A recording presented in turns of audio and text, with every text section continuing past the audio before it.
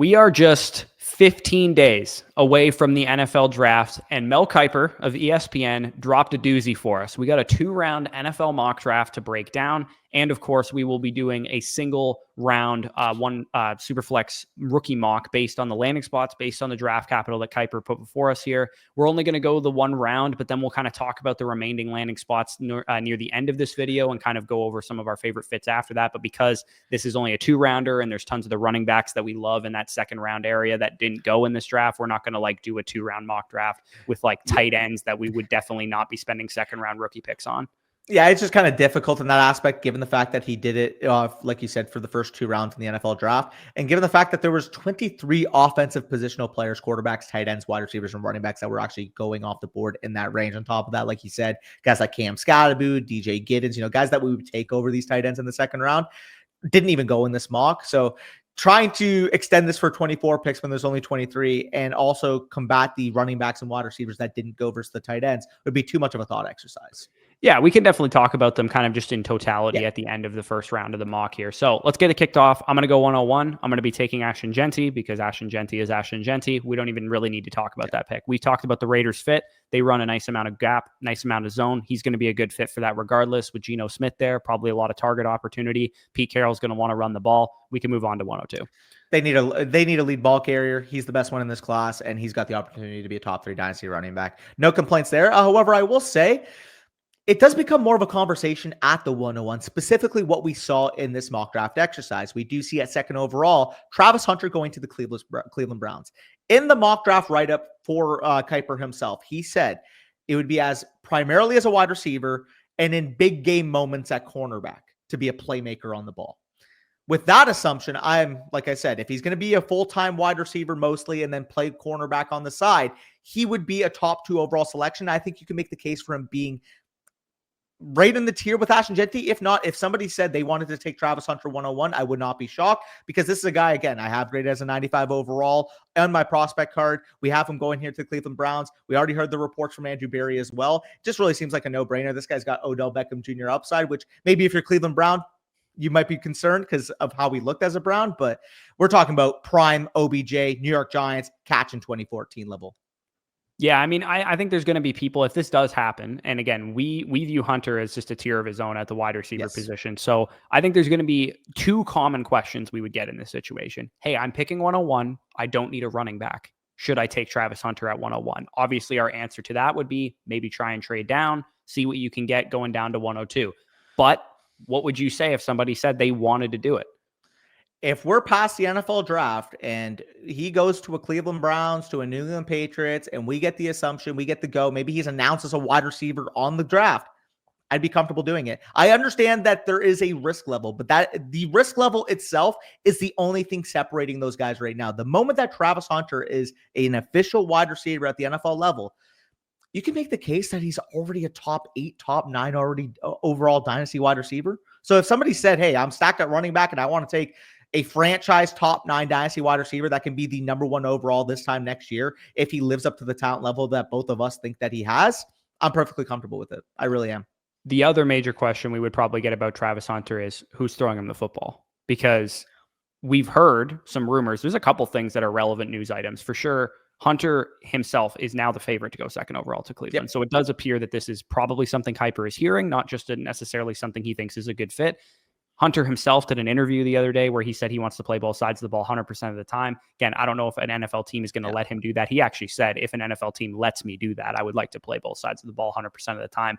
And then they asked him, like, oh, how many hours in a day are? He's like, well, I only sleep 8 hours a day or whatever. I can spend the other 16 on football. So that shows you the character, the dedication the kid has. Yeah. But Jalen Milroe was also rumored as potentially being like a trade back into the first round kind of guy for the Cleveland Browns. I don't know if anyone would feel comfortable taking Hunter, knowing that Milroe is not the most accurate, needs a lot of work. Obviously, they have Kenny Pickett right now. I think the quarterback question mark might actually give us, you and I, who are willing to take Hunter this high, a lot of value potentially. Yeah, he could very well be in the majority of your drafts, the 105, the 106, even if he's announced as a wide receiver, because people might be concerned about, oh, what if by year 3 he changes to a corner? There's going to be people that are overthinking this. Just don't be one of those people. On top of that, you did mention Jalen Milroe possibly being an opportunity. Well, we do see in this mock from Kiper himself, Tyler Shue is the selection here, or Tyler Shuck, correct me if I'm wrong. If you're a family Shuck. member, Tyler Shuck. Okay, that's the official pronunciation. Goes 33rd overall to the Browns. Again, not the most exciting quarterback pick, but they addressed the position and they addressed it with somebody that can he just distribute the football? That's all I'm really asking. We got 3 first-round quarterbacks in this mock draft. Dart is minus 1,000 to go in the first round on most open markets right now, which to me is very shocking because I think should he be like plus 200 right now, like to go in the first round. But well, I mentioned it to you because a couple weeks ago, I had actually taken the over 24.5 on Jackson Dart, and it was at plus 100 money. So, the NFL apparently just expects this guy to be a fringe top 20 pick now? I guess. I mean, I don't think it's just as simple as them saying, oh, Pittsburgh needs a quarterback, Los Angeles could use a quarterback, something like that. I think they have to be hearing it. I mean, Vegas has way more information than all of us have. So there's got to be something to do with that. Anyways, tangent aside, let's get back to the 103 here. And I've put up a couple tail of the tapes on some of these players: Amarian Hampton, Trevion Henderson, Tedero McMillan. Those guys, Emeka Egbuka and Quinshon Judkins, and them will be coming very soon. To me, I think this is very clearly Amarian Hampton, just given that this is a large tier. Talent-wise, I think all these running backs kind of blend together. Wide receiver-wise, I think all these wide receivers, Egbuka and Tet McMillan, you're a little bit higher on Burden, but him too, they all kind of blend together. The question here is going to be draft capital, scheme fit, team landing spot, that kind of thing. Hampton getting this high of draft capital, 12th overall to the Dallas Cowboys, in a scheme where he's probably going to be running a lot of gap, which is what he does best anyways. And it's an offense that we believe in. They're going to throw the ball like crazy. They're going to have scoring opportunities for Hampton. So for me, 103 Hampton, if he gets 12th overall capital to the Cowboys, I mean, this is a gross misuse of resources, in my opinion, to take Hampton 12th overall. But I do understand why Kiper has mocked it. I think he's done this multiple times to the Cowboys. He's done it in his last 3 mocks. I understand that there would be interest there on the Cowboys' part. However, with that being said, we'll talk about one of the other options in the next couple of picks that personally, if they were available at the 12th overall selection, I wouldn't pass. But there has to be buzz if this is the selection he's made the last 3 times. So just hoping for my case, if this happened on draft day, it would happen with one Tedero McMillan off the board. Because if we took him over Tet, I would be pretty upset. But regardless, here we're going to the 104. It doesn't really matter what I thought, because at the end of the day, if he landed here in fantasy, he'd be an immediate top 5, top 6 overall dynasty running back. But now I'm at a really tough decision, because you got 20th overall draft capital, Tedero McMillan. We do have a history of usage for Sean Payton using a receiver of that frame, 6'5", 212 pounds. Using him inside out, obviously, we saw with Michael Thomas. We saw what they were trying to do with Devon Bailey last year. And you also have a first overall pick quarterback here that we both believe could potentially be a Jordan Love level projection. I do think the significant gap in draft capital would lead me to Cam Ward here. Again, as much as I love the landing spot at 20th overall, at the same time, if you take historical hit rates of a first overall quarterback versus a 20th overall pick wide receiver, history would tell you to take the first overall quarterback. And I do think this quarterback is a good enough option for me to take over Tedero McMillan here, given this mock. Yeah, to me, I get why people lean on historical hit rates and that kind of thing. But to me, McMillan is worthy of a top 10 selection. He's just falling to 20th overall in this situation. I don't disagree. I just think that given that he did fall to 20, it's a different scenario. If he goes 12th to Dallas, or if he goes 8th overall to the Panthers, that's a big conversation difference. 20th overall versus first overall quarterback, and a quarterback that we actually think is worthy of the first overall pick, just kind of leads me that way. Yeah, for sure. I think it would also just completely depend on if you were picking 104 and you needed a quarterback or not, to be honest, because you'd probably just take McMillan in that situation. And I will be taking McMillan here. I will say, good pick. We'll talk about some of the other landing spots for the other players here. We got Quinshon Judkins going 51st to the Broncos, joining Tet McMillan on the same team. Excellent fit for him. He's a perfect fit for that rushing scheme. Trevion Henderson, 41st to the Bears, also a perfect fit. I talked about that in Trevion Henderson's tail of the tape yesterday, how good of a fit he would be for Chicago and Denver for that matter. And Emeka Egbuka, 36 to the Jaguars, also a perfect fit in my opinion for what they do and what he does well. But I am going to go with Tet McMillan. Pretty easy determination of how you'd use him here. He can be a number one outside wide receiver, but he doesn't have to be in Denver right away. Sutton can take away the number one corner. He can play big slot, Z receiver, have a lot of time to develop into the future number one of this team. Because I think by year 2, by year 3, by year 4, Ted McMillan would be the guy here, and he would be taking away that number one coverage. But I think, as many NFL scouts would probably agree on, he might not be quite ready for that yet. So in year 1, use him as like a Michael Thomas big slot. Sean Payton, of course, made a heyday doing that. And Ted McMillan by year 2, year 3, similar to what we saw with CeeDee Lamb, similar to what we saw with JSN, similar to what we saw with AJ Brown. There's a number of receivers that have come into the NFL who may be projected as slots early on, who became outside receivers because they were allowed to develop at their own pace. And I think Ted McMillan would be a perfect fit for Denver. I think this is the best spot he could go to. Ideally, he would go here with a little bit higher draft capital, but I do think 20th overall to the Broncos is like nuts for what he can do. I think for what it's worth, it would be a 3-man tier here between Omar, Cam Ward, and Tedero McMillan. And I don't think you can go wrong with either option. You need a running back here, take Omar and Hampton. You need a quarterback, take Cam Ward. You need a number 1, number 2 wide receiver, take Tedero and McMillan in your rookie drafts. Regardless, though, if this is how it materialized in rookie drafts, your 5th overall selection just gained value. And we mentioned the Devon Vele comp. Devon Vele in 13 games played last year had 4 games of over 50 receiving yards. And this was a 27-year-old rookie that was selected in the 7th round last year. Yeah, I think Ted McMillan, who's the 5th best prospect in the prospect model, is better than Devon Vele. Hot take indeed. Where are you going with this next selection here? I kind of brought up, like Egbuka and Henderson and Burden and Judkins. What direction are you leaning here? So I mentioned that 103 to 105 is kind of a mini tier for me. And then I'd also probably have 106 to around 110 kind of being that second mini tier. Obviously, for those of you that weren't counting Travis Hunter for the longest time, they kind of evaluated that initially. But when we're looking at this right now, obviously, if people are high on Shedeur Sanders, this is about the range that they would start considering him. Again, you'll see where he goes in our mock. We're not quite as high on Shedeur, the talent perspective there. Some people might say, well, if this is a half tight end premium, what about Tyler Warren? What about Colson Loveland? Can't really go there because I just love how nutted these landing spots are for these running backs. I think I'm going to lean Trevion Henderson, 41st overall draft capital of the Chicago Bears here, simply because I trust Ben Johnson. I trust the surrounding offensive personnel, and I trust a year 1 projection where, people might say, well, DeAndre Swift is there. What if he just uses DeAndre Swift in that capacity? Well, the last time we saw Ben Johnson working with DeAndre Swift, he shipped him to the Philadelphia Eagles. So for me personally, if Trevion Henderson landed here, arguably the most explosive running back in this class, on an offense that is simply known for creating explosives, sign me up. I love the fit for Henderson. I do think the tiebreaker for the top of this tier for me is what is the immediate projection of Egbuka, Burden, Henderson, and who was the other guy that was in this tier? Judkins. Those guys. I would be like, okay, who's the best immediate projection here? Because all of them have very similar draft capital. All of them have very similar outlooks. To me, Henderson would have Swift in the way enough, probably, that he might not be like a year 1 RB1 in fantasy. I don't Swift's a lock to make it through the draft if they took him.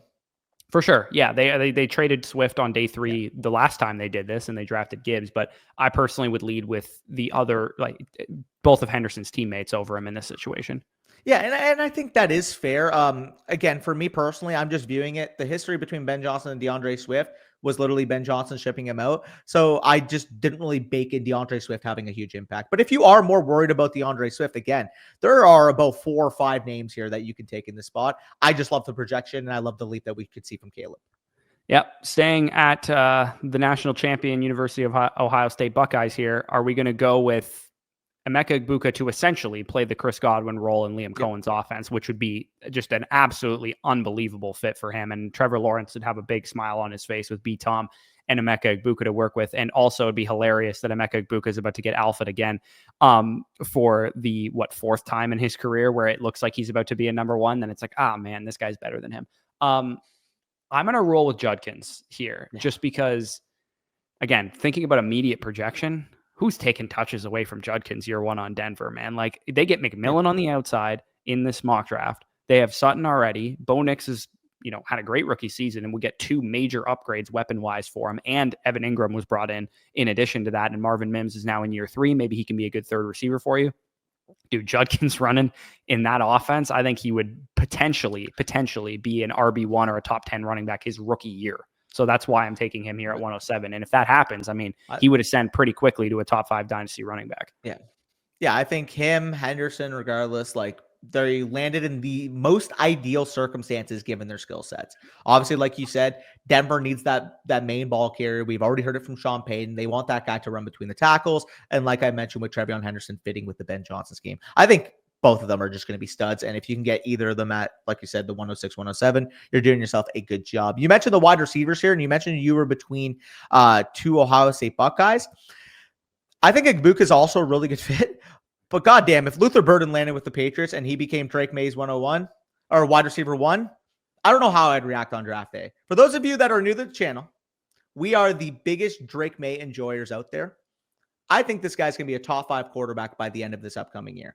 You add Luther Burden to learn from Stephon Diggs initially and be that space player for a Drake May offense. I'm excited, man. The only negative here per se would be, oh, well, he didn't go in the first round. He went 38th. But out of all the second round teams, the Patriots are the team that I would die for. Yeah, it would be an awesome spot for Burden. And I did mention him as part of this tier. Like, even though I'm a little bit lower on Burden, the player, I think this is enough of a boost to his outlook that I would definitely consider him in this area. I would personally still take Egbuka over him because I think there's a talent discrepancy between the two of them. But like you said, Burden, his biggest problem right now is that he kind of needs to learn how to run a proper route tree, and learning from one of the best route runners of the last decade would probably be a good way to do that. So I would say that's an excellent fit for him. So oh yeah, I'm going to just go pick Egbuka here because we already kind of made reference to it. But yeah, this to me would be the tier, probably just because, again, you could say, oh, 9th overall draft capital to Shedeur Sanders. How is he not in this tier for you? Or, those tight ends going top 15 in the NFL draft and a tight end premium. Again, I think that Warren and Loveland both are going to be an interesting case study 2 or 3 years from now after this rookie draft cycle is over, because I'm in the process of building our tight end prospect model. And here's the spoiler alert.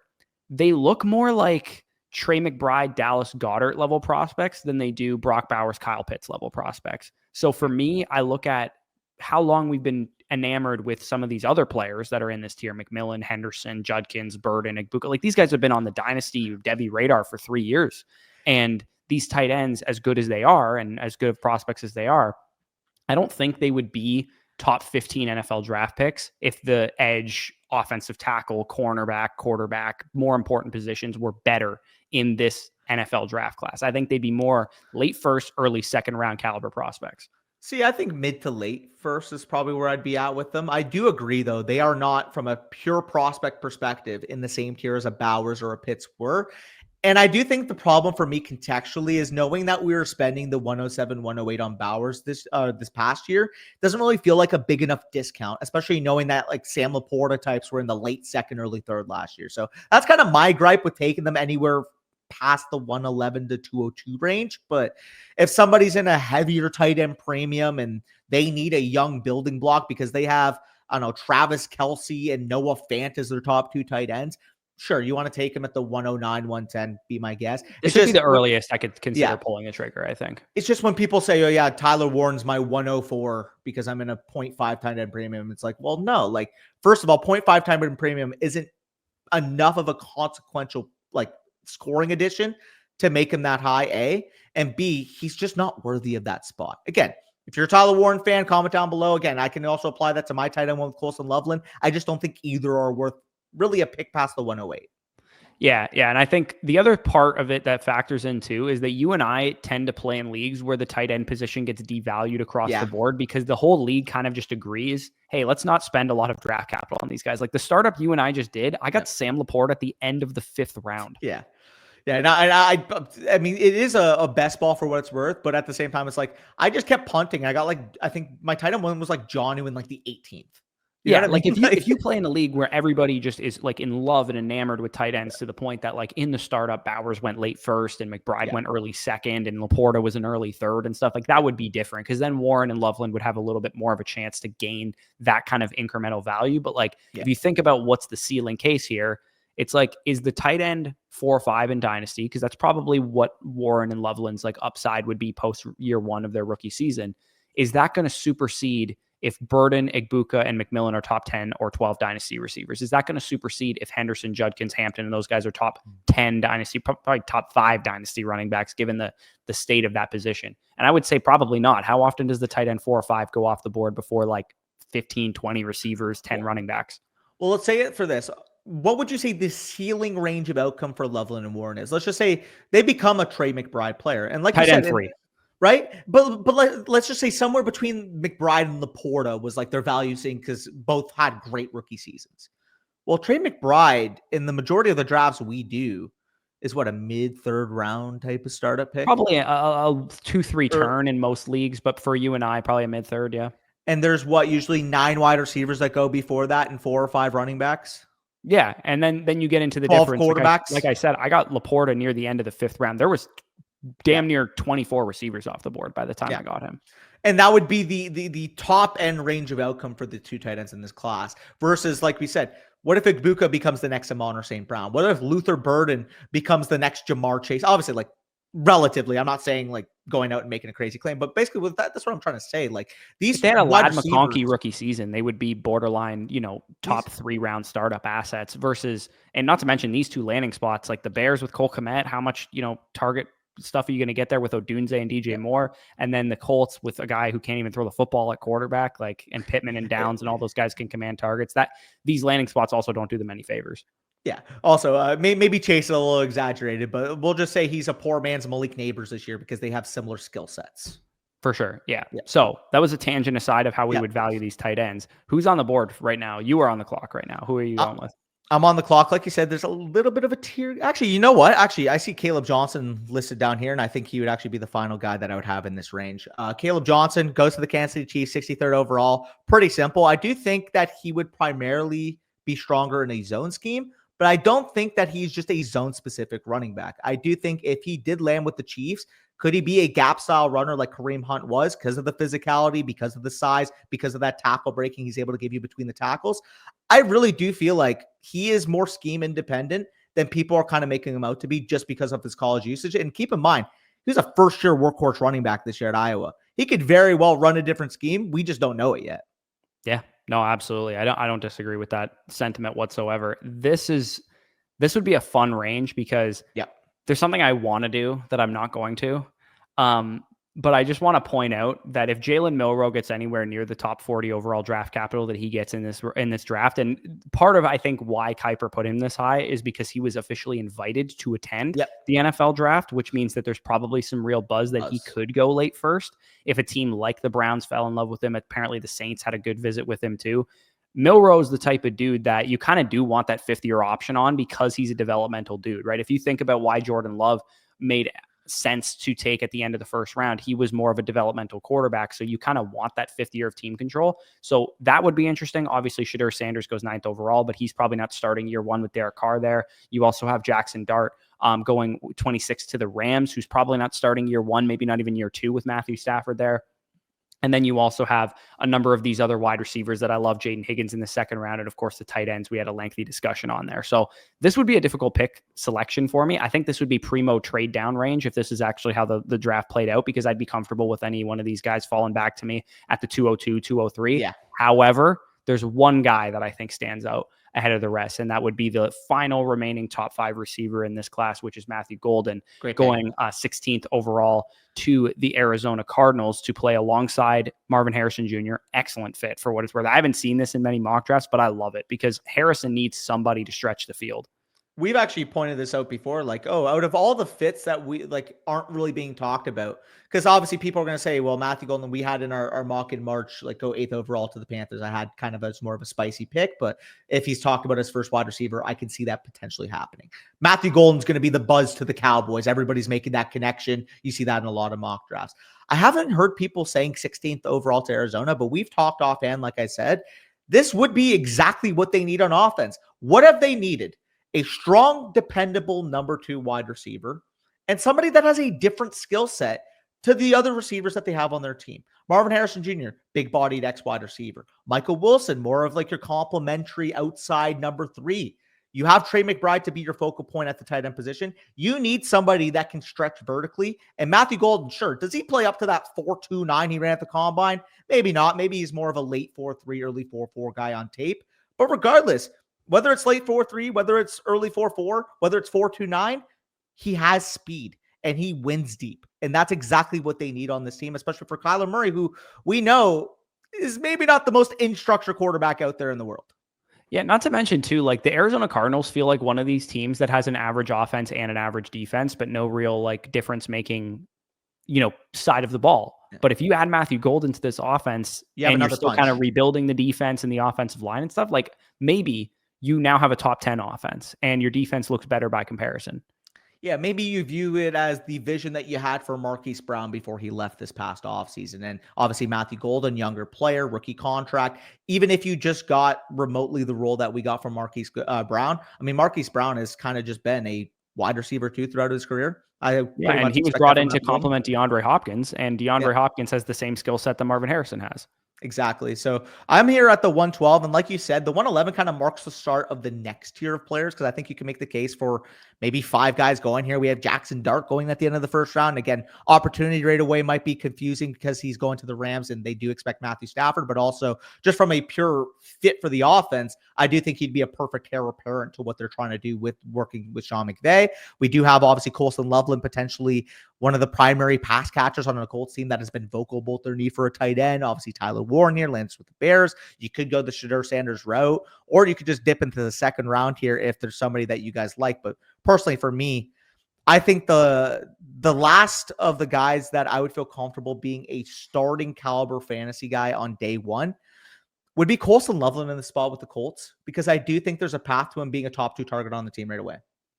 Yeah, I think again, like I kind of made reference to already, I don't really love either of these landing spots for the tight ends that went in the first round. Just because I like the Colts a good amount. I like them long term, but with Anthony Richardson in the short term, I don't love that. And when you're picking a player at the end of the first round, you kind of want that upside that he could become a top 4-round startup pick by the end of his rookie season. And I think Loveland would be one of those assets that you probably, want to take in like a deep rebuild, where by year 2, year 3, he's also really young too. He's a 21-year-old tight end. Yeah. So by year 2, year 3, maybe he starts to, achieve what he was capable of achieving coming out of college. I think he could have a bit of a tumultuous rookie season in Indianapolis, knowing that there's probably going to be games that Daniel Jones starts, probably going to be games that Anthony Richardson starts, and Josh Downs is a good target earner, and Michael Pittman's a good target earner, and Alec Pierce took a step forward last year, and Adonai Mitchell maybe factors in. The thing I will suggest is, could we not see a lot of move usage? Could we not see a lot of Evan Ingram style usage if Daniel Jones was in that offense? That's kind of like what I would be leaning on. And on top of that, they have a good sum of parts at wide receiver. But if you told me, oh yeah, Colson Loveland became the number 1 target earner on this offense long term, would you at all be shocked? I'd be shocked if it happened year 1 or 2. Year 1 fair. Yeah, year 1 fair. Year 2 as well. I think Downs is the best target earner on that team.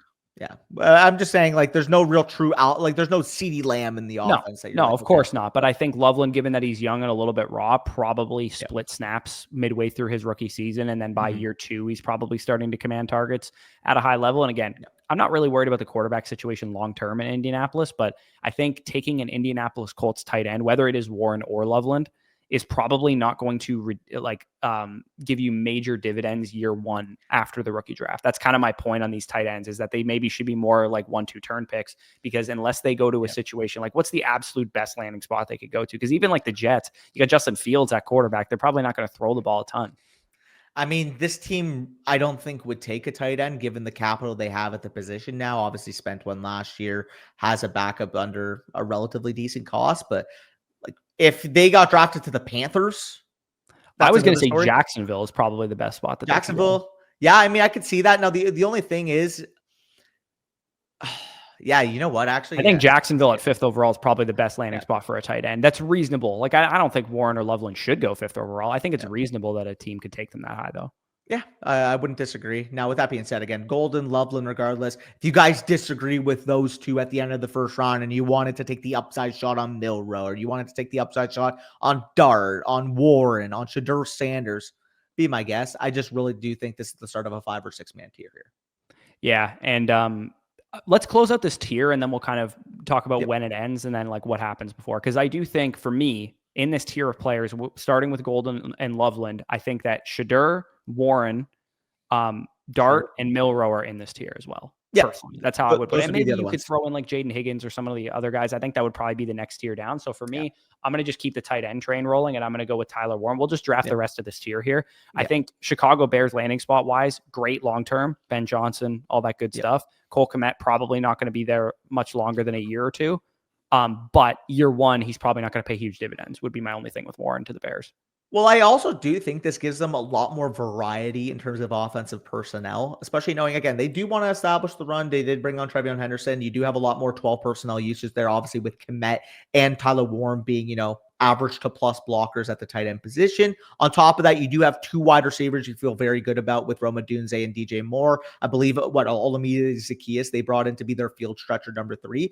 If you do have a 12 personnel based offense with Zaccheaus coming in for Kmet on obvious pass down situations, there's just so much I can see Ben Johnson doing. On top of that, just stylistically, Tyler Warren's just a much different type of tight end than what Cole Kmet is. Because obviously Cole Kmet, more of your vertical tight end, more of your jump ball tight end. What we saw in terms of the biggest strength for Tyler Warren in college is being able to work in space. Yeah, red zone wise, I think it would be really fun for those two guys. My thing is, like, I think from a real life standpoint, this actually makes quite a bit of sense. Exactly. Because Chicago does not have a good third receiver. They don't really have a whole lot of needs. So Genty, Warren, like, you have the luxury of taking a non, significant positional value. But the thing I come back to with this fit is, does this actually play itself out in fantasy? I think fantasy, like real life wise, great fit. It would if Caleb became a 40 passing touchdown quarterback. I know. Would it be great year 1 and year 2 for fantasy to have Tyler Warren and Cole Kmet on the same team? No, and that's the thing. If you're taking Warren at this spot, it would be based on the talent, and that's why I leaned Loveland specifically. Right. But at the same time, I mean, he is very talented. We do know that the Bears offense, in terms of Ben Johnson, in terms of the pieces around it, probably figures to be a long-term top 5 to 10 unit. And if Caleb Williams develops into that 35-plus passing touchdown, 40-plus passing touchdown passer, which people might hear and think, well, that's a big projection. He was drafted first overall, and he was viewed as a generational quarterback. That's very well in the range of outcomes. And Tyler Warren, in that case, where it's completely nutted and Caleb Williams does become that guy, can he be a 10 to 12 touchdown player? Yeah. Yeah, no, I think I agree with that as well. You are on the board here at 202. Yep. I think we could probably rattle these quarterbacks off most likely. I'll take Shedeur here. I do think this is the spot where I have the Shedeur side. Obviously, not the greatest of landing spots there. You do probably have Carr for 1 more year, but I do trust the draft capital, and I do trust the fact that when I did my quarterback evaluations, he did come out on top at that number 2 spot. So really here, if I'm getting a comparable of, okay, maybe Milroe at 34 has more fantasy upside, but there is a difference between 25 spots, and I did have a higher evaluation grade on Sanders. That's kind of where I lean here. Yeah. So again, for what it's worth, I would have taken Milroe ahead of both of them.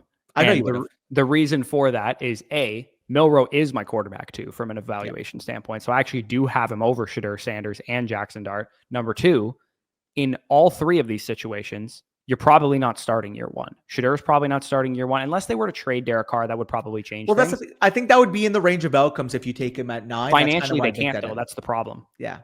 They can't trade Derek Carr after the draft because he's already signed his deal or whatever. He got some roster bonus. He would probably be there year 1, and Shedeur is probably sitting for most of the year, if not all of the year. Then you also have Jackson Dart probably sitting for most of the year, if not maybe even 2 years. And Jalen Milroe, actually, I would say, has almost even a better chance to play year 1 than some of the other guys. I think part of it is like, I would honestly view it as like, okay, worst case scenario, this might be like a Kirk Cousins situation with Penix. And I honestly think that is a comparable because, I mean, was Kirk Cousins worse than what we expect Carr to be? Probably, because Cousins' turnovers down the stretch were really inhibiting. But I also do think just going into the year, the expectation was Kirk Cousins was a fringe top 10 to 12 quarterback in the league. So he probably got a longer leash than what I think Carr would in this instance. Because if Carr goes out there in the first few games and doesn't really look like himself, or himself isn't actually a very good quarterback, doesn't really look like a good quarterback, and the fan base is like, well, we just took this guy 10th overall, we want to see Shedeur, I think there'd be more pressure on the organization to play him earlier than it was with Penix. So obviously, I don't disagree that the public 100% would take Shedeur over Jalen Milroe because 9th overall draft capital speaks volumes. However, just outside of the draft capital for a second, do you think the Giants are a better landing spot or the Saints are a better landing spot? Just out of curiosity. So I would lean the Giants specifically because they do have neighbors, and I do trust their offensive play calling more going forward. However, I do think that, I mean, both teams have struggling offensive lines. Both teams, what is their direction going forward? Yeah, you got one first-time head coach and one coach on the hot seat. They're both shit spots. Yeah, I would rather, personally, as a Milroe person, as someone who loves Milroe, I would rather him go to Pittsburgh or Los Angeles and even potentially Cleveland just because I trust the coaching staff. Cleveland, you don't really trust the franchise at all because they haven't had a quarterback ever. Stefanski. But Pittsburgh and Los Angeles, to me, are the two best landing spots for Milroe because you have Pittsburgh's a solid, solidified franchise that, has done things the right way for a long time. And Los Angeles has Sean McVay and Matthew Stafford ahead of him on the depth chart. And I think in that situation, too, Pittsburgh would probably sign Aaron Rodgers for the short term. For sure. But yeah, Milroe would go there. Then it'd be Dart versus Tyler Shuck. I'm not taking either of those guys at this point, I would say. It's tough because the first round draft capital, like I said, for Dart would be alluring. But unlike Shedeur taking over for Carr, or unlike Milroe having a starting opportunity with the Giants, if Matthew Stafford is looking like Matthew Stafford, is this a Jordan Love situation where we don't see him till 3 years down the line? Yeah, and I think that's partially why Dart has a lot of steam to go in the first round, is that I think what Vegas knows is that the Rams like him because he does fit their scheme if he can develop, but it'll take him 1, maybe 2 years to do that. So it makes sense go and put him behind Stafford, especially when Stafford has pretty much been year to year as far as is he retiring, is he not retiring going forward. So I would probably take Dart here, but do you think there's another player a part of this tier would be my question. Well, I think he would either be the end of the tier with those other quarterbacks, or honestly, I'm kind of convincing myself he would be the start of the next because we have Jack Besh going to the Packers. I really do think that's a good fit for his for his archetype. Jaden Higgins, I'm obviously from a talent perspective would be in that range. I just would be a little bit concerned. Is he almost like a sacrificial X there, knowing that Cooper Kupp and JSN are going to be soaking a ton of targets on that offense? I think I would go Dart just because the quarterback upside, but Besh would be the next in heavy consideration. Yeah, to me, I think Dart would be the end of this tier. Yeah. So I'm kind of on the first same round page. Quarterback. The next tier would probably begin with Jaden Higgins and, Jack maybe Besh. You love Mason Taylor and Jack Besh and Jalen Noel got a good landing spot to the Texans. And the other thing is, like we talked about at the beginning of this too, if we got a third round Cam Scattaboo, if we got a third round Byshell Tootin, if we got a third round Dylan Sampson, let me ask you this question. If that happened, let's say Scattaboo went third round to the Texans. Sampson goes third round to the Rams. I know that's a good landing spot for him. And Byshell Tootin goes third round to the Raiders. Are those guys in this tier ahead of some of these guys, or would they still be behind these quarterbacks? Well, specifically Dart, I think you can make the case, especially with Sampson and with the Raiders. Who did the Raiders take? You had Tootin? Yeah, well, obviously in this exercise, technically these are hypotheticals, obviously. Yeah. Like let's just say Genty went anywhere else. I think they would be in that tier with Dart specifically because of when does he actually actualize his value? That's my problem with Dart in this spot because I think this would be very close to Jordan Love. Like people were saying, oh yeah, Penix was similar to Love last year. Penix was the 8th overall pick in the draft. Jordan Love went 25th the year that he went to the Packers, I believe.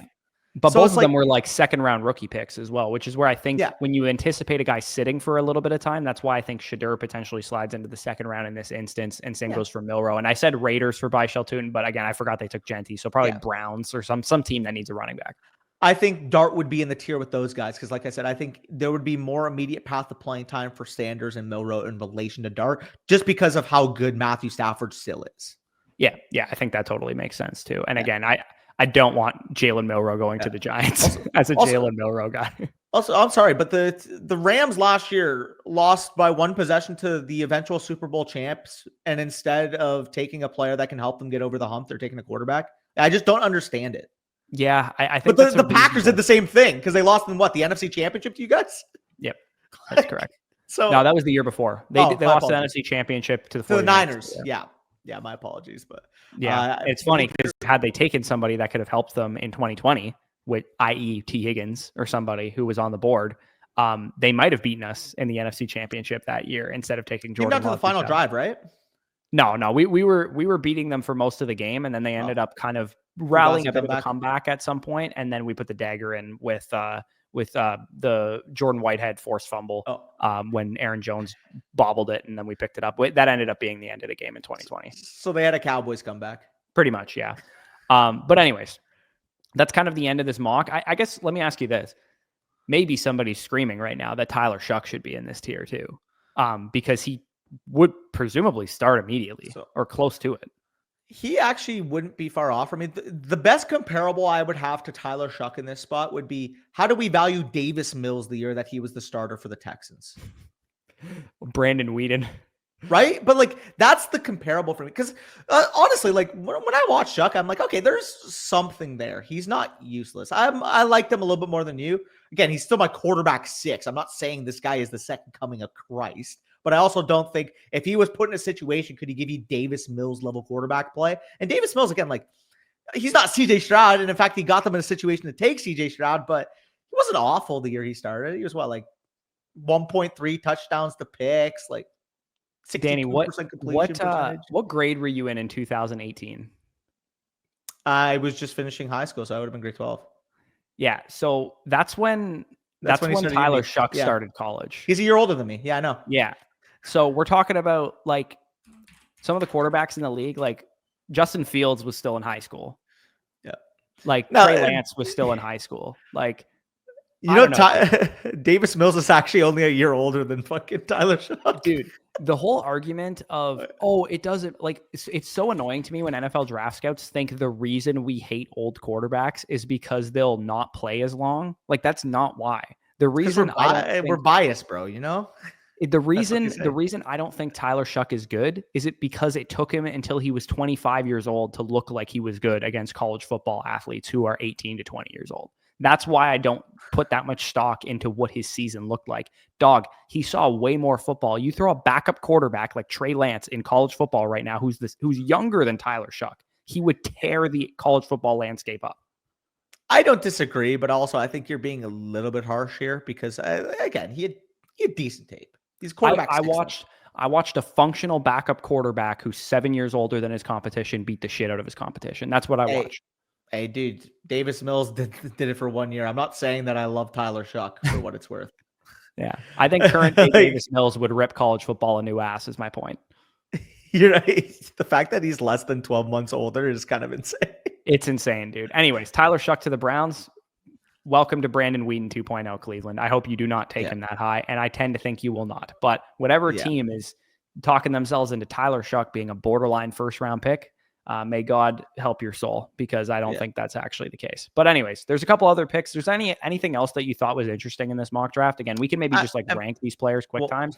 I'll go. Well, I was just gonna say Jalen Noel. We already mentioned Jack Besh. I think Jack Besh would very well be in that range with Higgins. I like the Higgins landing spot, to be honest. I actually like him going to Seattle because, frankly, I just think Cooper Kupp is washed. Yeah, long term, because it's only a 3-year deal, and I think they have outs by year 2, if I'm not mistaken. Yeah, so, like, theoretically, he learns from those two, maybe the route running separation portion of his game, and long term, you got your big X wide receiver to take on the DK role. I think, like, stylistically, it would make like a really good spot. It's just I do think the year 1 valuation would have to bake in from getting him to the mid-second range here. And that's why I would take a guy like Jack Besh over him. I think in this spot with Jack Besh, you're landing in a situation where they need that exact archetype of wide receiver in their wide receiver room right now, given the fact that you have the speed element with Jaden Reed. Romeo Doubs, I think, is a fine X wide receiver, but he's more of a sacrificial X. You need a guy that could play big spot, move the chains for you, and I think that's what Jack Besh does well. Jalen Noel, we just mentioned that name kind of offhand as well. He would... I would pick Mason Taylor before I pick Jason over Noel. Yeah, I would, because this is a nutted landing spot for Mason Taylor going to the Chargers in the second round. Yeah, fair. You can go with Mason Taylor there, and then I'll just take Jalen Noel at the next pick. I think you made the case pretty clear. You're getting an inline tight end there that can contribute in the passing game for a team that needs steady producers like the Chargers do. With Jalen Noel, you're kind of getting like a combo of the uses between what we saw from Stephon Diggs and what we saw from Tank Dell last year. My comp for him, funny enough, actually, my comp for him was Christian Kirk. And he lands in a situation now to play next to Christian Kirk, which can be used interchangeably. Yeah, and then there's 3 players left on the board. I don't want to draft any of them, but between Tyler Shuck, Elijah Arroyo, and Isaiah Bond, I'd probably just respect the draft capital of Shuck at this point. Yeah, because he's probably, reasonably going to start pretty soon. Is he even in the system? Yeah, he's honestly at the top. Okay, he is. All right, there we go. Tyler Shuck, I grabbed him there. And then we got Isaiah Bond to the Panthers, which stylistically is actually a good landing spot for him because they don't really have that type of receiver. But he's also a knucklehead, and I have zero doubt in my mind he's not going in the second round. Like he will slide to day 3, in my opinion. I would just take Arroyo because he's got an opportunity to be a starting tight end from year 1. Yeah, no, I think that's fair. I was pretty low on Arroyo's tape. I thought so was I. I was wanting to see a lot more than I saw. I thought, okay, this guy's fun after the catch, and that's about it. So I actually had him a little bit lower than you did. I mean, a couple guys that didn't even go in this mock specifically. I mean, I was higher on Gunnar Helm than you were, specifically because I do think that the combine performance wasn't indicative of how athletic he was, because he did sprain his ankle in the middle of the run. So I think that was the majority of the grade. Is you kind of knocked him a little bit. I bumped his athleticism up after you told me that. Yeah. It was a bad sprain too. Like his entire ankle was like welted. Like yeah, he it was showed a picture of torched. it. And again, full disclosure, I wouldn't put too much stock into the like Besh and beyond picks, because we'd probably be taking a ton of running backs in that area had we gotten a third, a fourth, a fifth, a sixth, and a seventh round of this mock draft. 100%. I mean, Besh would very well work into that situation for me, simply because I love the landing spot and he was a top 10 wide receiver. I would take a fourth round running back over him that I like. No way. Would. Why? It's a very crowded receiving core in Green Bay, and I'm not convinced Jack Besh is better than any of them. Watson just shredded his knee. Jaden Reed, he's a good. I think Reed is better than Jack Besh as of now. I think Dontavian Wicks is better than Jack Besh as of now, and I think he would be a conversation with Romeo Doubs. If they take him at 54, top 10 wide receiver in this class, that doesn't mean that the Packers view it that way. Of course, yeah, of course. But they also drafted Amari Rodgers a couple of years ago. So bro, we could do better than that. We both know Jack Besh ain't an Amari Rodgers. Let's get that one going. He's better. He's better than Amari Rodgers. He's good, man.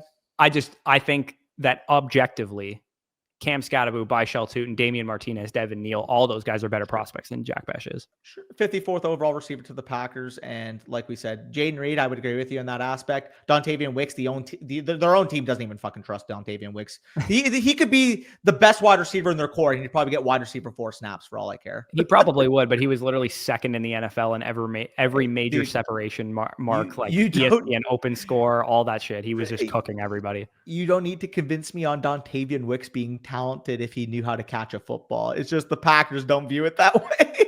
Well, may I interest you in drops being one of the least sticky stats year over year in the league? You heard how I was talking about Dontavian Wicks this year. You know I think he's good, but if the Packers don't and they draft Besh, it's kind of telling the tea leaves here. My only thing is, after we get Jaden Higgins off the board, I would probably take 3 or 4 running backs in this second round above some of these players, whether it's over Besh or not. But anyways, this was Mel Kiper's 2-round mock draft. Again, the reason I think it's important to talk about what Kiper thinks is because Kiper doesn't do mock drafts based on what his grades are. He does mock drafts based on what he's hearing. And he is very well connected. Me and Danny were a speck in our, in the universe before this guy was making mock drafts. Like, this dude has been in the game since 1983. Like, he knows league sources. This guy was beefing GMs when my dad was still in New Brunswick. Yeah. It has been a long time coming that Mel Kiper knows the NFL draft landscape and what team sources he has. So if he's saying Jalen Milroe and Tyler Shuck are going to go 34th and 33rd overall respectively, and Jackson Dart's going in the first round, we should maybe pay attention to that. And if you guys need quarterbacks in this year's class, you didn't think you were getting any, but maybe we are. Yeah. Well, and then I think that's the perfect way to sum it up. If those guys are going that high in his mock, he's not doing that because he graded those guys there. Let's get that straight. People might look at the mock and say, well, Tyler Shuck at 33, yuck. Like, why does Kiper have him so high? It's like, Tyler, yuck. I mean, and I wouldn't agree. I wouldn't disagree. 33rd overall would be crazy in terms of our evaluations. But if he becomes a top 45 pick now come April or come late April, don't be surprised. Yeah, he will be the poster child for let your buffoon league mates draft Tyler Shuck. That might be on the thumbnail. Yeah, he would be 100%. Anyways, we're just yapping at this point in the video, but if you guys enjoyed, like, comment, subscribe, all that good stuff.